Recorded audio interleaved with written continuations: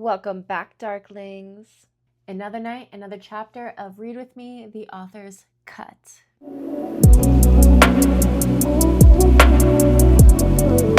If you've made it this far, you already know the rules. Dramatic reading, unfiltered author commentary, and a sip every time something is misspelled, melodramatic, or surprisingly hot, like this delicious Irish coffee. Peep the little, it's cute.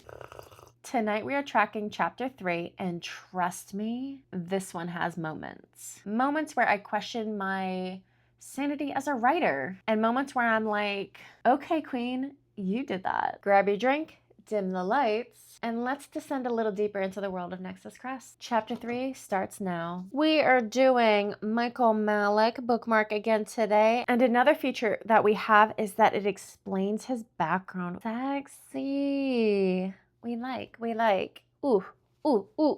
Okay, let's start. At 6 a.m., it's the perfect time to enjoy my peaceful scheduled feeding. With only a few other bloodborns present this early Monday morning, it's the perfect calm that I needed after this weekend. More importantly, I needed something fresher than a warmed-up blood bag from the BioWarm.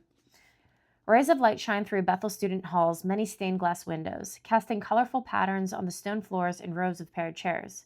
Each section holds 2 sets of connected chairs with a small wooden table displaying a towel warmer, chocolate kisses in a small square ceramic dish, and a small bowl filled with disinfectant packets. A dark blue cushion connects the pairs, and the school crest decorates the corner of each chair's pillow. Potted plants are scattered throughout the room, creating a calming atmosphere for our human feeders. Not that a plant can reassure the humans that everything will be okay and we won't rip their throats out, but hey, if social research suggests that plants calm humans, then why not? Today's morning energy comes from a man in his mid-40s with short peppered hair. His name is Noah Gregerson. He has a wife and 3 grown daughters, all of whom help feed the students here. The Gregerson family lineage, among a few other feeder families, dates back to the early 1100s. They have been discreetly providing sustenance to numerous bloodlines across the world. This arrangement has been an agreed-upon peace treaty for almost 1,000 years, with the Gregersons being among the first families to sign the documents that establish a mutually beneficial legacy. Among the feeder families, it is well known that they honor their humanity. Just as vampire society is rooted in Catholicism, so too are these families, if not more so. They hold a strong belief in God and their soul while prioritizing the well-being of their own families and those they feed. My father ensures they are well taken care of for their services, which allows us to feed safely and keep our fangs away from the local community. In return, the feeder families receive benefits such as wealth, status, and various opportunities, creating a balanced and supportive relationship. A drink from Mr. Gregerson's wrist in a casual manner, if feeding from a wrist could be considered business casual. I'd say I'm doing a pretty damn good job. I read that wrong. There's a semicolon. Oops. Have I been drinking? Actually, yes, I have been. So that was just a fuck on my part. I figured I'd drink. For y'all. For you guys. I drink from Mr. Gregerson's wrist in a casual manner. If feeding from a wrist could be considered business casual, I'd say I'm doing a pretty damn good job. I've fed on him before, and he is always professional and appropriate, which I appreciate in the early morning after a busy weekend. Sometimes a straightforward feed is exactly what I need. The taste of his blood is minty and smoky, the slightest tang from his usual cigarette that he inhales before each feeding. It's not that the cigarette affects the blood, but it definitely gives a different kind of taste than someone who doesn't partake in tobacco or drugs. But then again, maybe it's his skin and I taste the smoke that lays on his hands. I don't like that sentence. What is this sentence? I mean, y'all understand what I was y'all understand what I was trying to go for. That's awkward. That's an awkward sentence. Cool. With my fangs in his wrist, I spot the tiny black tattoo below his thumb's knuckle. It's delicate, 2 crescents facing opposite directions. I always thought they looked like 2 little moons back to back, but my father explained that it was 2 beings back to back, supporting each other, guiding one another through the ages. The tattoo of a promise. He's a kind man with few words. However, the tattoo so presently on his hand loudly states his deep-rooted respect for vampires and the continuation of that bond. I love this. I absolutely love this. Like, I don't have a single... that's wrong. I do have a tattoo. It's like a little tiny line from my wedding band because I love my husband. But I would love to get that tattoo on my wrist just because I love my book. Oops. Can I do that? I think I can do that. What I mean is I can absolutely love my story.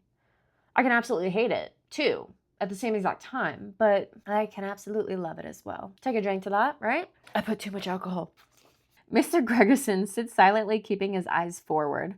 Relaxed in his chair, he gazes up at the stained glass windows. Occasionally, he shifts uncomfortably in his seat, checking his watch and fiddling with the white sanitizer packets. I've learned to recognize a few of his cues that signal it's time to release him from the confines of my mouth. A twitch of his green, smiled, wrinkled eyes is one of those signals. I retract my fangs, thank him, and wipe my mouth with the warm towel he hands me. He's kind. We like the aftercare. He's a good man. He offers me a soft smile, grabs his 3 chocolate kisses, and heads out the door. Always a smile, no words, and 3 chocolates. It's a sweet comfort of his regimented mannerisms. Mannerisms. Okay, I'm not gonna do that to y'all. I thank the front desk and take my leave. Exiting the room, I head over to my parents' scheduled coffee date, and boy, am I just thrilled to play it cool, pretending this weekend wasn't filled with illegal activities at my father's university, including a lingerie sorority welcome party with unmarked drugged-up humans. Have you ever had that happen? It's real awkward. My beautiful princess all grown up! My mother rushes over to me, her cascading dark curls gracefully framing her slender waist as she moves. With each step, her hips sway with effortless elegance, and her modest dress, pinned straight around her calves, looks every bit the part of a dean's wife. She's the epitome of beauty, formality, and Italian motherly love. As she embraces me, the familiar scent of roses and cherries, her signature fragrance, fills the air. She rocks me gently, as though I am still a child in her arms, planting 10 tender yet firm kisses all over my face, squeezing her blue eyes shut with each affectionate peck. Hey, Mama, I say, drinking in her familiarity and squeezing her back. Home. She feels like home. My father, standing behind her, greets me with a quick acknowledgement and leads us to the parlor of his office, where my mother arranged coffee and blood crepes for us. What a difference! True to her perfection, she creates a beautiful spread for the 3 of us. However, I can't help but look around at the familiar room. I'm saying familiar a lot. Familiar, familiarity, formality, familiar. Wow, that is really annoyingly repetitive. Oh my gosh. Repetitive bit. Elegant and adorned in dark oak wood, the space is beautiful. In addition to the aroma of the blood crepes and coffee, the scent of old wood and bookbinding glue fills the air. The library along the parlor wall rises 2 stories high. The books that cover these walls come from a private collection my father has invested in, each dating back centuries, some even as old as he is. Ooh, how old is Daddy? We'll find out. I mean, I know. Y'all will find out soon. Taking up my normal seat beside the window, I settle in observing the bloodborne students making their way to their classes. I shift a few times on the overused cushion and swat away the usual tassel that enjoys pestering during these luncheons my parents invite me to. Unlike many other little meetings I've had here with my parents, this one feels somewhat different. Maybe it's the secret college party weighing on my shoulders. Then again, how would they know? But how would they know? They're gonna know. I'm on social media. What do you think of the university so far? My mother asks, sipping her black coffee, excitement oozing from her words. It's amazing, I reply, a smile tugging at my lips. I'm loving every minute of it.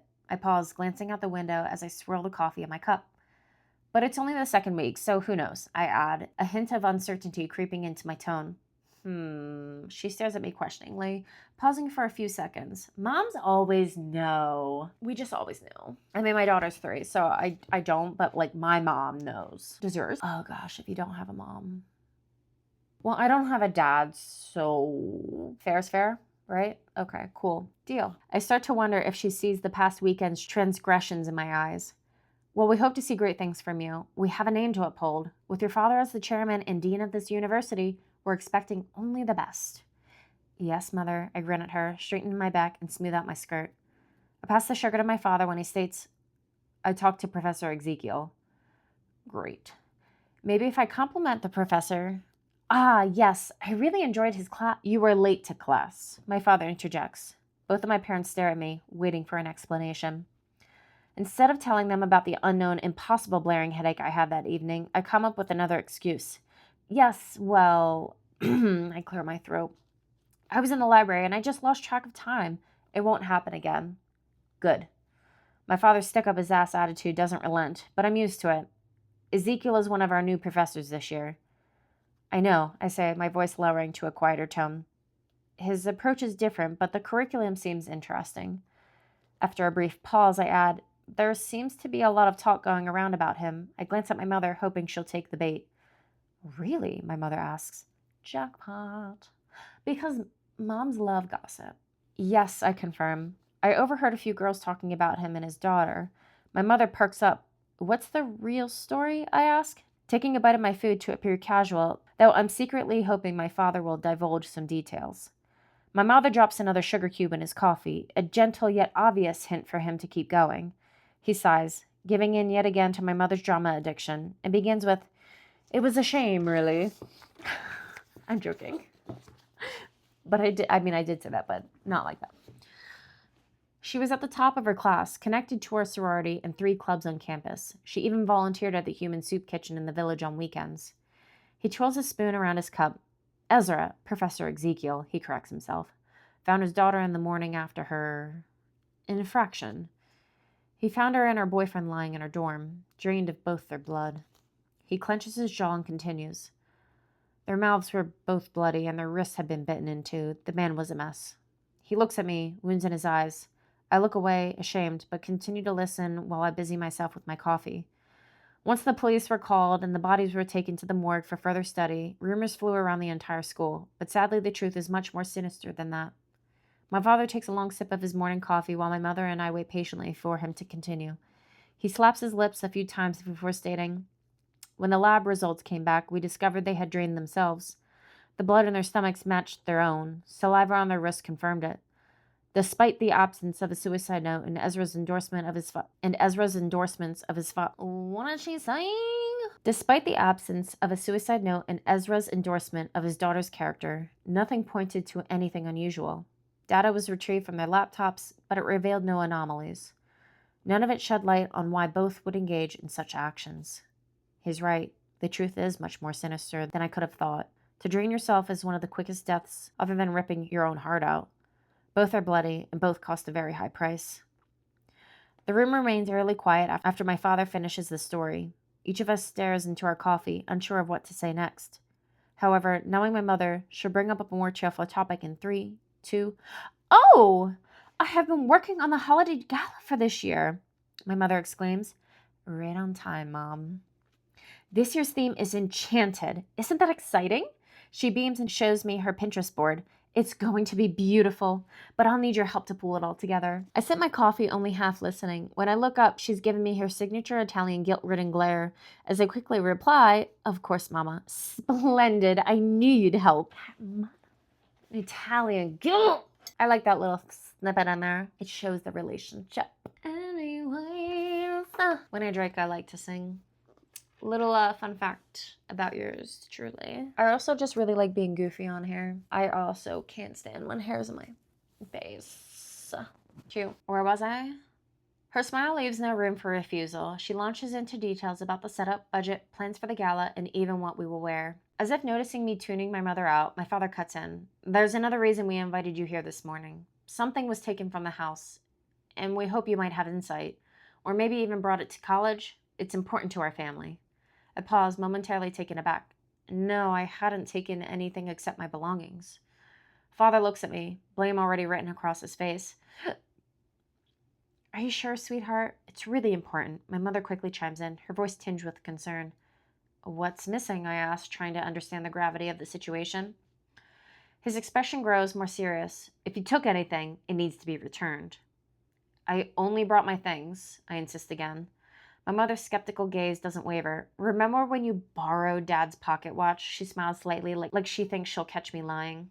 I sigh, annoyed by the reminder of her tactics. That was when I was 8.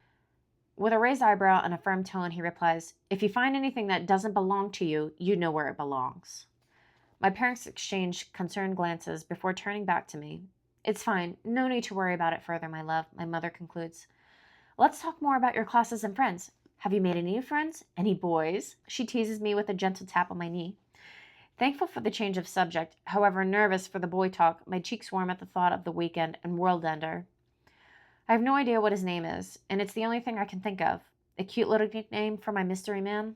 No, no one knew, just the usual friend group. I brush it off, not daring to look at my all-knowing mother. However, I have actually seen a few people from secondary school here. Do either of you remember Axel? He's in my night class. Yes, he always seemed like a nice boy. What happened? I thought you were best friends. My mother states as my father fills his cup and adds 3 more cubes of sugar into his coffee and sprinkles more over his blood crepes. Struggling to ignore my father's sugar addiction and not wanting to relive the painful memory, I reply, "We lost touch." "What a shame. He really is a nice boy," my mother repeats as she pushes her blood crepe around. "Yes, well," I say, glancing at my father, who avoids my gaze and takes a large bite of his blood crepe, chewing softly. "Classes have been great." I quickly shift the topic. "I'm currently reviewing families and their idols. I was thinking about researching the Maliks." My father releases a dry laugh while my mother places her hand on his knee. Softly, my mother responds with, "That sounds wonderful. I'd love to read it afterward." Mother has always been supportive, but when I differ from my father, I can always feel his disapproval. "Do you have any books in your collection I could borrow?" I ask. Placing his sugar-ridden food back down on his plate, he mutters, "It's a bad time to discuss the Maliks, Gabrielle." I do enjoy when he ignores my questions. "What do you mean?" I ask, but he just shakes his head and my mother sighs loudly. What's wrong?" I ask. "Some families are unhappy that their members are attending here," my father explains, his tone low and a line deepening on his forehead. "They've been here for 5 years now, haven't they?" I ask, puzzled by the concerns. "Why now?" "Yes, but with more members and their children attending this year, they're uncomfortable. There are other issues and we need to be careful," he replies, glancing at my mother for support. "Careful how?" I ask, confused.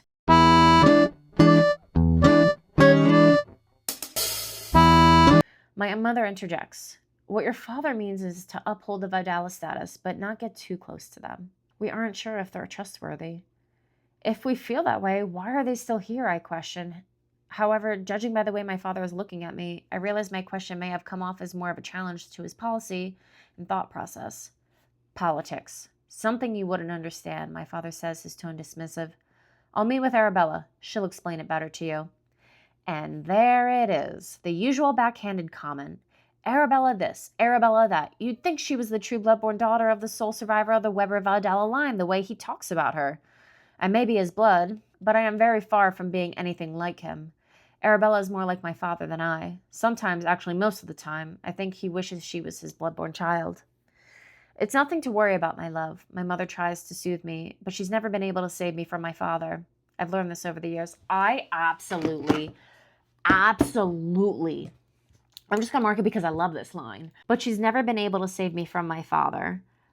This has so much meaning for me in my own life and within this book. I think it's so powerful, and especially for those who have daddy issues. For me, it speaks volumes, and I also hope that others connect with this. I think this is just such an important aspect of Gabrielle's background that you need to understand to really connect the dots of what their relationship is like. Because I'm also dropping other Easter eggs and other hints as to why their relationship is damaged. Love it. Instead of letting his comments get to me, I ask, "When will you meet with the sovereign next?" "Soon," he replies. "Great-grandmother?" I ask. "She'll be in attendance but won't stop by," he answers me. I hold my breath. "What is it this time?" he snarls. I bite my tongue. "Out with it," he commands. "She has no reason to be here," I blurt out. "Gabrielle!" my mother scolds.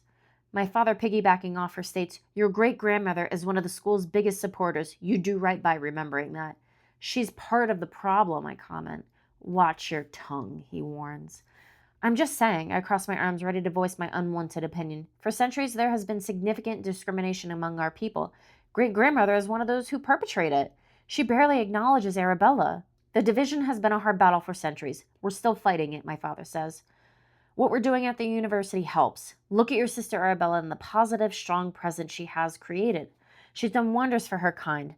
Elisabetta, your great-grandmother, is one of the oldest beings on this planet. Formidable, influential, prevailing, arrogant, unforgiving, ruthless," I finish for him. Mother begins to go off on a rant, scolding me, even though she knows I'm right. However, father quickly and with finality quiets the room with, "That's enough." I'm going to take another fucking sip. Ooh, I love family issues. And look at that. She doesn't have any dead parents. I feel like a lot of books nowadays, stories are missing a parent. Ugh. I love the dynamic. A heavy and quiet sadness settles over me like a suffocating blanket. It's pointless. I don't even know why I try anymore with him. No matter what, most older royals treat Arabella and other nocturnals as if they are lesser, ignoring their presence and making cruel comments. While the rift of discrimination has somewhat eased, it's still prevalent. I don't want a world in which this behavior continues. I don't want to work with royals that look down on my sister. It's disheartening to see that discrimination still exists, my mother says, likely sensing the emotions I'm struggling to hide. But it does ease with more vampires joining the university. My father grabs hold of his beautiful wife's hands, rubbing them. My father grabs hold of his beautiful... What did he say? My father grabs hold of his beautiful wife's hands, rubbing them. With warmth in his voice and a sense of pride I haven't received in years, he says, "Speaking of, the new program your mother is in charge of is going very well. Since it started 5 years ago, we've found more nocturnal vampires without family ties. The more vampires who attend, the safer our way of life becomes." My mother beams at the praise. "We owe a lot to your father for that. One day this school," she gestures broadly around the room, "will be yours." I take a small, awkward bite of the blood crepe and sip my coffee. Her words resonate with a certain strength, but all I can feel from my father is disappointment. It's just powerful. And maybe that's because my background is very much like Gabrielle's, and I think that's where I get a lot of my inspiration from. A lot of main characters, they have a loss of parents, but this is just, it's different. It's different, and I think it's powerful in its own sense. And that, Darklings, was chapter 3. I don't know about you, but I definitely hit my sip quota for the night. Whether it was because I felt a lot of emotion or was just absolutely annoyed with my grammar or lengthy, awkward sentences.